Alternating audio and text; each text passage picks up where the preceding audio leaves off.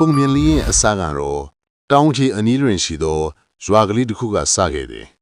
ထိုရွာကလေးတွင်မုတ်ဆိုးအလုပ်ဖြင့်အသက်မွေသောကွန်ပါလို့ခေါ်တဲ့မုတ်ဆိုးတစ်ယောက်ရှိတယ်မုတ်ဆိုးကွန်ပါဟာဒိုးသားကြီးသလိုရက်ဆက်သောလူတစ်ယောက်လည်းဖြစ်တယ်သူမှာအမဲလိုက်ခွေး၃កောင်လည်းရှိတယ်ဒီနေ့မှာတော့မုတ်ဆိုးဟာသူ့ရဲ့အမဲလိုက်ခွေး၃កောင်နဲ့အတူအမဲလိုက်ရန်တောထဲကိုထွက်လာခဲ့တယ်လမ်းမှာတော့စွမ်းခံကြွာလာသောတန်ကားတစ်ပါးနဲ့တွေ့ခဲ့တယ်ကြီးညိုဝဲရဟန်းနဲ့တွေ့ဆုံရတော့လေမုတ်ဆိုးကတော့မကြီးညိုတဲ့အပြင်ဒေါသပင်ထွက်ခဲ့ပါတယ်တဲ့ကွတော့ဒီရဟန်းနဲ့တွေ့တဲ့နေ့တိုင်းငါတားကောင်မရတတ်အခုလည်းတွေ့ပြန်ဒီကွာဒီနေ့လည်းတားကောင်ရမဲ့ပုံမပေါ်ပြန်တော့မုတ်ဆိုးကွန်ဖတ်လဲထို့သူပြောဆိုကဒေါထဲသို့ထွက်လာခဲ့ပါတယ်ဤသို့ဖြစ်ဒေါထဲသို့ရောက်လာပြီးတားကောင်ရှာဖွေပါတော့လေအချိန်သာကုန်သွားတယ်တားကောင်တကောင်းမြတ်မရခဲ့ဘူးတဲ့မုတ်ဆိုးဟာတားကောင်မရတာဟာလမ်းမှာတွေးမြင်ခဲ့ရတဲ့ရဟန်းတော်ကြောင့်လို့တွေးပြီးရဟန်းပေါ်ဒေါသပိုပြီးထွက်လာခဲ့တယ်တဲ့အဲ့ဒီနောက်မှာတော့မိုးကလည်းချုပ်လာခဲ့တာကြောင့်ဒေါသစိတ်ကိုမျိုးသိရင်တောထဲတွင်တင်းရတာအချိန်ကုန်လွန်ခဲ့ပါတယ်ကွယ်ဤသို့ဖြင့်နောက်တစ်နေ့မနေ့မှာတော့မုတ်ဆူးကောင်မလည်းတားကောင်မရရှိပင်ရွာသို့ပြန်လာခဲ့သည်လမ်းတွင်တိုက်တိုက်ဆိုင်ဆိုင်ဖြင့်ရွာထဲမှာစွမ်းကန်ပြန်ကြွလာသည်ယဟန်တော်နှင့်စုံမိပြန်လေသည်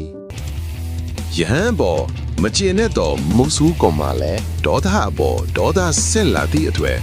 အမဲလိုက်ခွေးများကိုရှူးတိုက်၍ယဟန်တော်ကိုကပ်ရန်စီခိုင်းလိုက်တော်သည်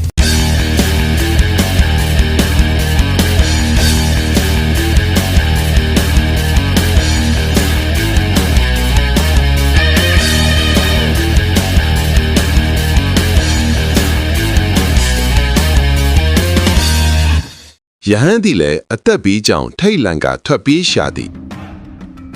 မလွတ်သည့်အဆုံးတွေနီးစက်ရာတစ်ပင်တပင်ပေါ်သို့အမြန်တက်၍ပြေးရပါတော့သည်မုတ်ဆူးကောင်မလည်းဒေါသကအရှင်ကောင်းနေစေမို့ဟေးယဟန်အောက်ကိုဆင်းရစမ်းငါကိုကောင်းကျိုးမပေးတဲ့ယဟန်ဒီတစ်ခါတော့ငါအကြောင်းကိုနင်ကောင်းကောင်းကြီးသိစေရမှာပေါ့ကဲဟာ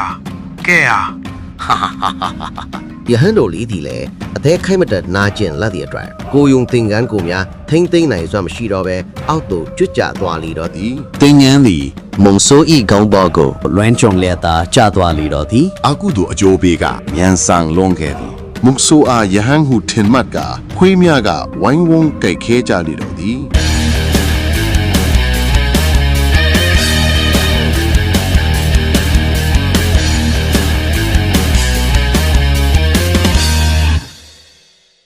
ထိုအခါမုံဆိုးကုံပါတယောက်သူ့ဤအမဲလိုက်ခွေးများကြိုက်ခဲခံရကထိုနေရာမှာပဲမချိမဆန့်သေခဲ့ရရှာလေတော့သည်တေးသည်နှင့်တပြိုင်နက်ယဟန်တန်ကအပေါ်ကန်တော်မတို့ပင်ပင်မာမိခဲ့သည့်အတွက်အဝီစီငယ်သို့ကြာတော်ရရနေတော့သည်